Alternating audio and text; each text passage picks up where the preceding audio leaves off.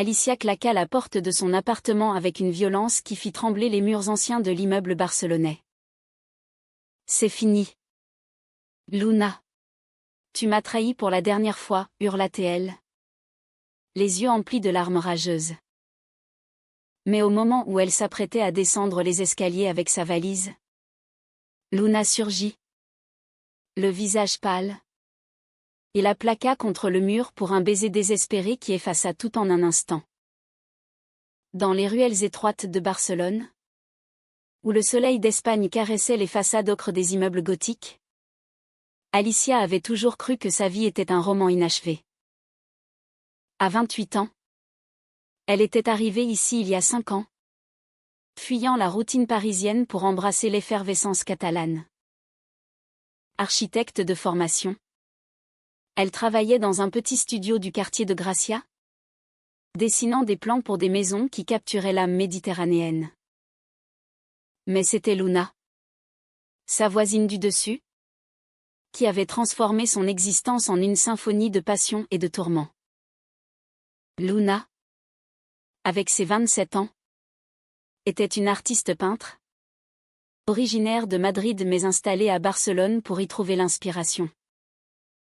Ses cheveux courts et blonds encadraient un visage aux traits fins, presque aristocratique, hérité d'une famille andalouse.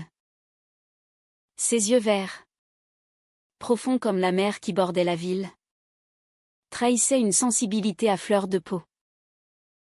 Elle peignait des toiles abstraites, où les couleurs vives dansaient comme les flammes d'un flamenco, et vivait de manière bohème, entourée de pinceaux et de tubes de peinture éparpillés dans son atelier mansardé. Leur rencontre avait été fortuite, un soir d'été où une panne d'électricité avait plongé l'immeuble dans l'obscurité. Alicia, montant les escaliers avec une bougie à la main, avait trébuché sur une marche usée.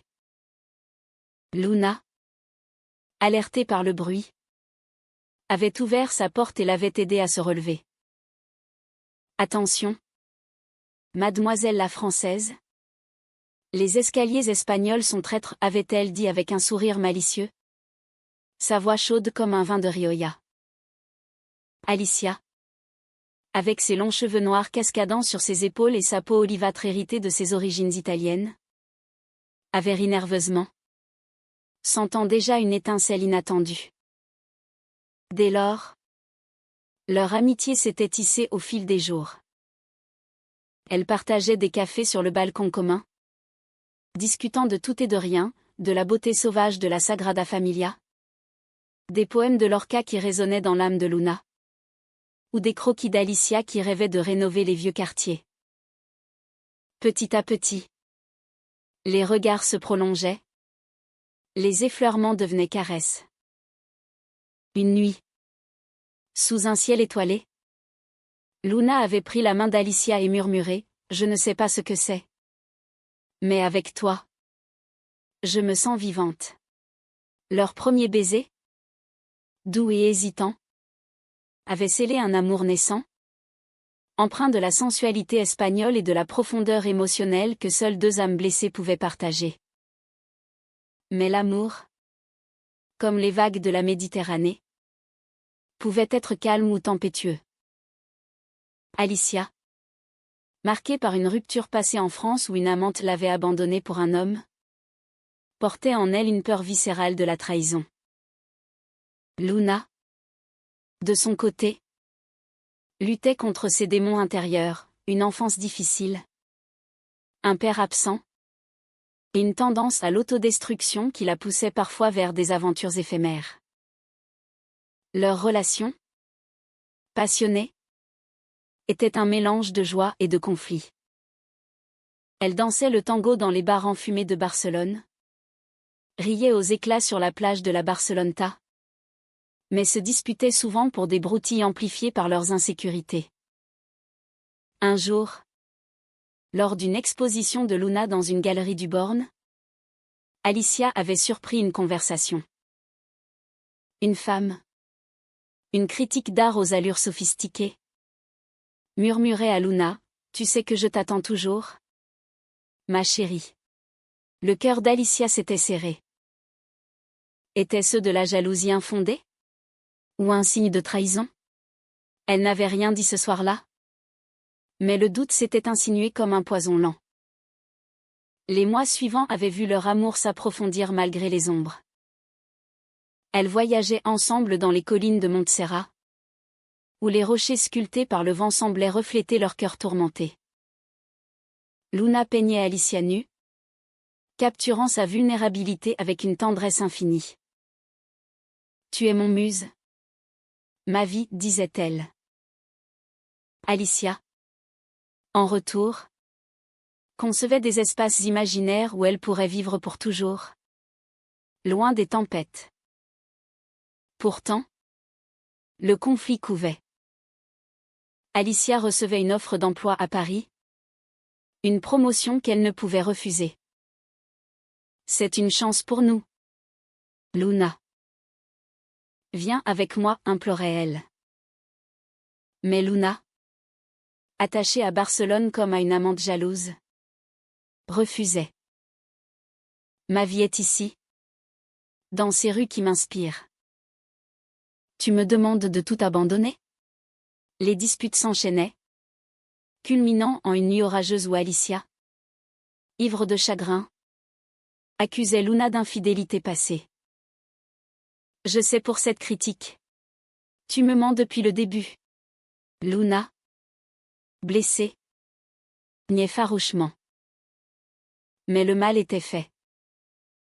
Alicia décidait de partir seule, empaquetant ses affaires dans des cartons qui semblaient sceller leur destin. C'est ainsi que, ce matin fatidique, elle claquait la porte, hurlant sa douleur. Et Luna, surgissant, la plaquait contre le mur pour ce baiser désespéré. Le baiser de Luna était un ouragan, un mélange de désespoir et de passion qui balayait les résistances d'Alicia. Elles restèrent ainsi, enlacées dans l'escalier sombre, leur corps tremblant sous l'émotion. Quand enfin elles se séparèrent, les yeux de Luna brillaient d'une détermination nouvelle. Ne pars pas comme ça, Alicia. Laisse-moi t'expliquer. Tout. Alicia, le cœur battant, accepta de remonter dans l'appartement de Luna.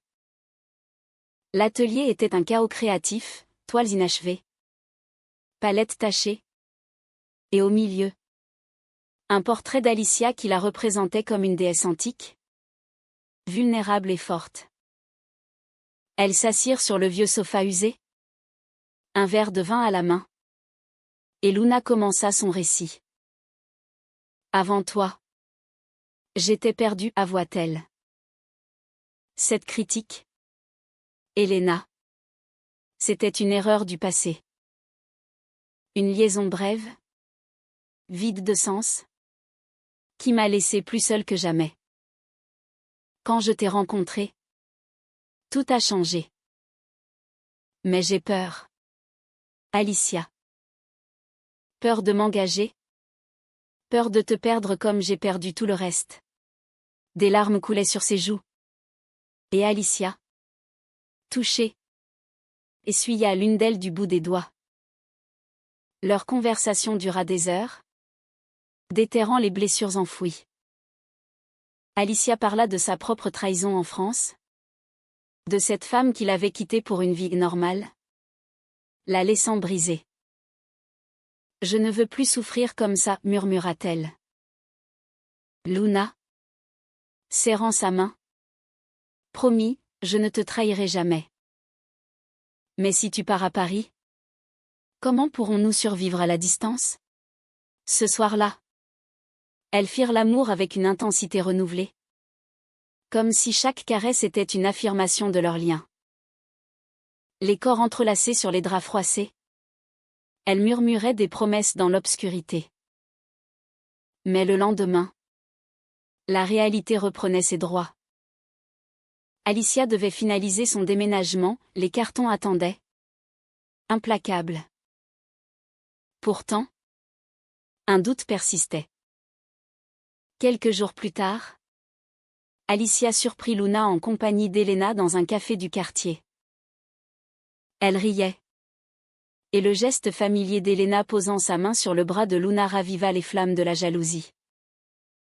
Confrontée, Luna expliqua, c'était pour l'exposition.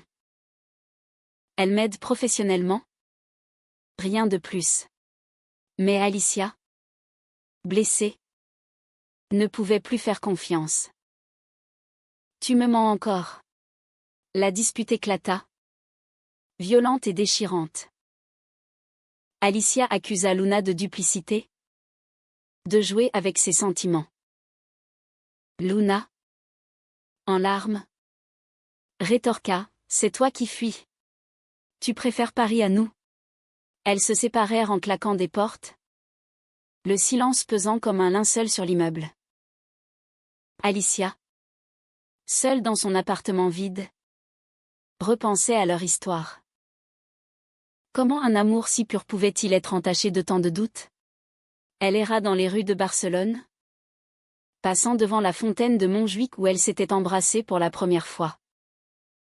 Les jets d'eau dansaient comme leur cœur autrefois. Mais maintenant, tout semblait figé. De son côté, Luna peignait furieusement, transformant sa douleur en art.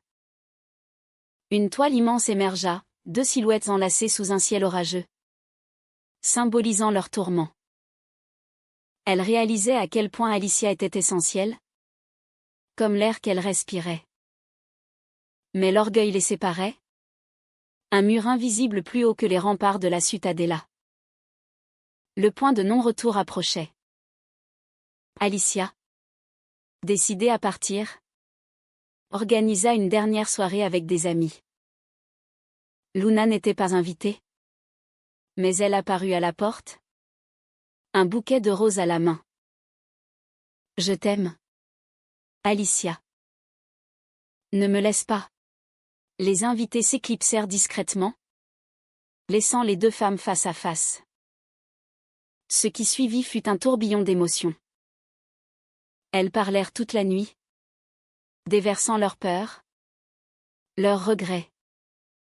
Luna admit une faiblesse passée, un baiser volé avec Elena. Des mois avant de rencontrer Alicia. Mais rien depuis. C'était avant toi. Tu es mon présent, mon avenir. Alicia, touchée par cette vulnérabilité, pardonna, mais le doute persistait. Et si ça recommence? Au lever du soleil, elles s'endormirent enlacées, épuisées mais unies. Pourtant, le déménagement était imminent. Alicia devait choisir, l'amour ou la carrière? Luna proposa un compromis, viens avec moi à Madrid pour un week-end. Laisse-moi te montrer que je suis sincère. Elles partirent ensemble, le train filant à travers les paysages arides d'Espagne. À Madrid, Luna guida Alicia dans les musées, au Prado où les toiles de Goya reflétaient leurs âmes tourmentées. Elles dansèrent dans un bar queer, leur corps se mouvant au rythme d'une musique sensuelle. Pour la première fois depuis longtemps, elles rirent sans retenue. Mais le destin frappa. Lors d'une visite à un ami de Luna, Alicia découvrit des lettres intimes d'Elena, cachées dans un tiroir. « Pourquoi les gardes-tu » demanda-t-elle. Le cœur brisé. Luna, paniquée, expliqua, ce sont des souvenirs. Je les ai oubliés. Mais pour Alicia, c'était la trahison ultime. Tu ne changes pas. Tu gardes le passé comme un amant secret. La dispute à Madrid fut cataclysmique. Alicia rentra seule à Barcelone, le train semblant emporter ses rêves brisés. Elle décida, elle partirait pour Paris, laissant derrière elle cet amour empoisonné. De retour à Barcelone, Alicia boucla ses valises avec une détermination froide. L'immeuble semblait vide sans les rires de Luna, sans les odeurs de peinture qui filtraient sous la porte. Elle évitait l'étage supérieur, ignorant les messages suppliants de Luna. « Pardonne-moi. Je t'en prie, lisait-elle avant de les effacer.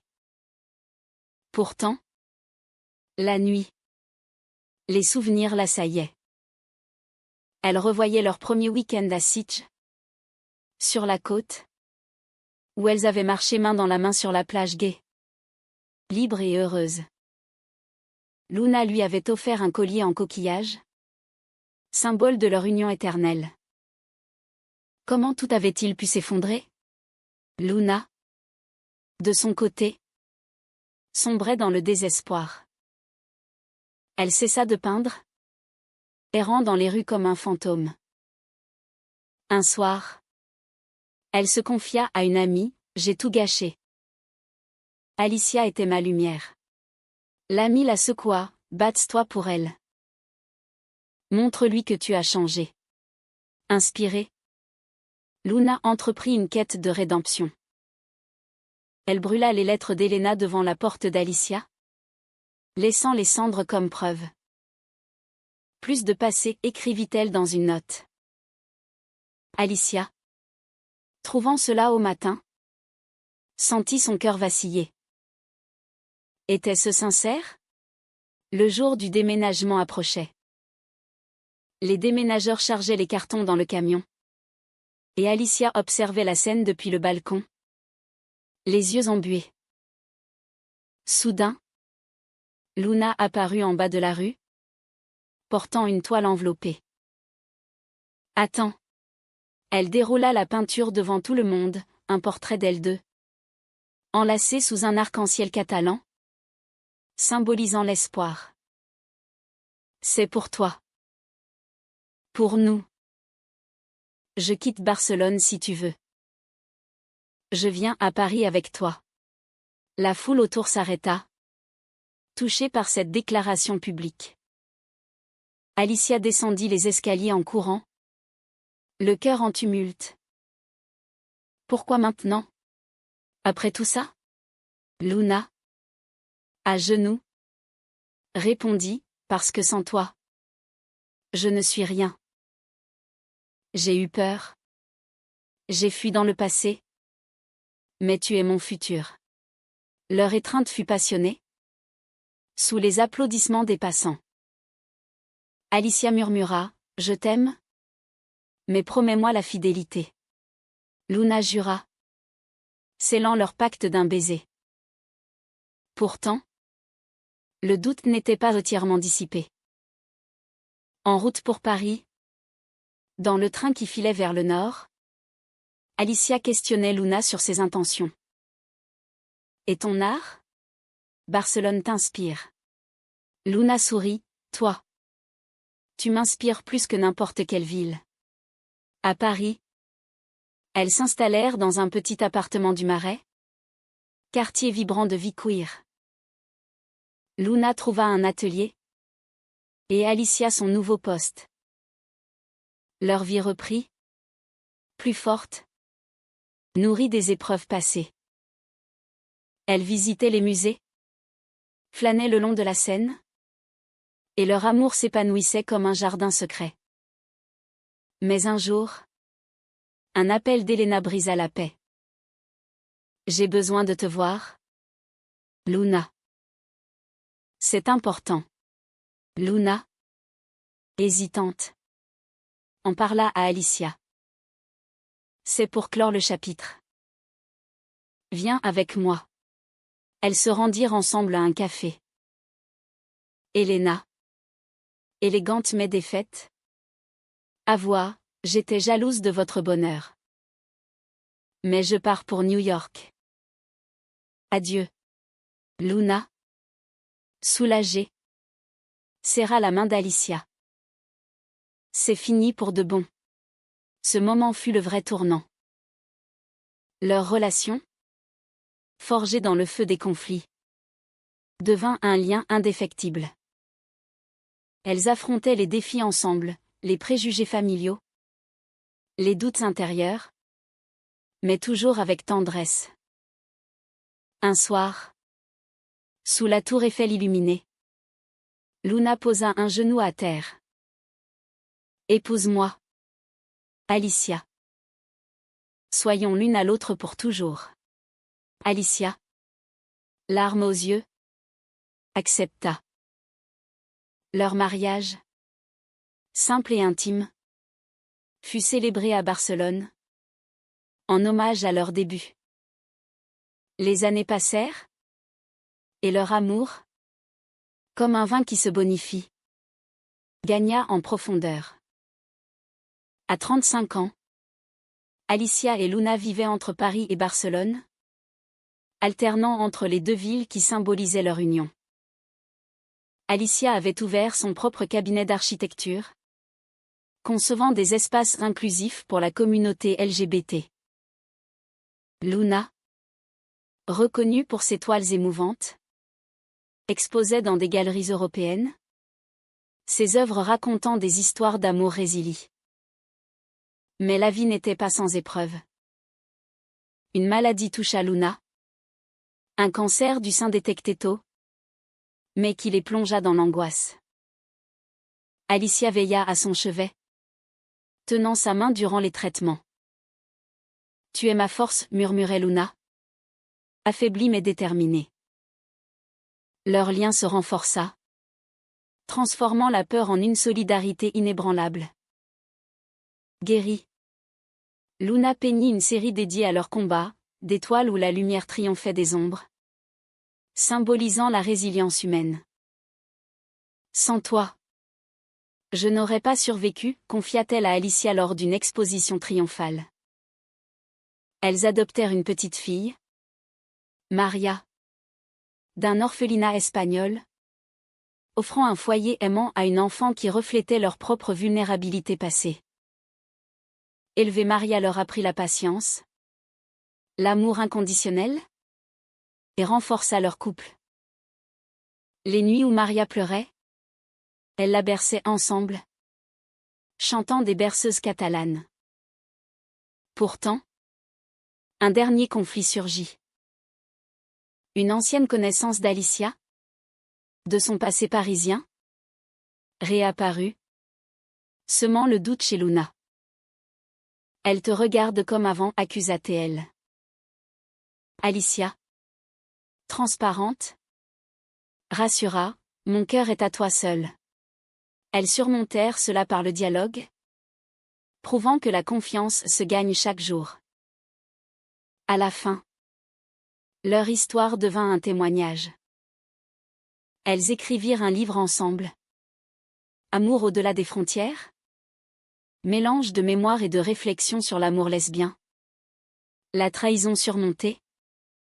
Et la beauté de la rédemption. Le livre toucha des milliers, inspirant des couples à travers le monde.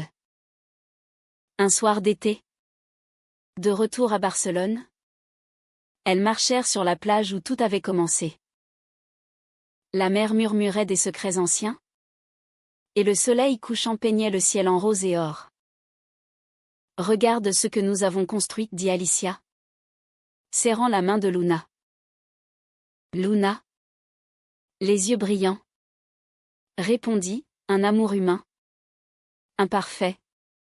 Mais vrai. » Elles s'embrassèrent, sous le regard bienveillant des vagues, sachant que leur voyage, fait de passion, de douleur et de joie, était une ode à la vie.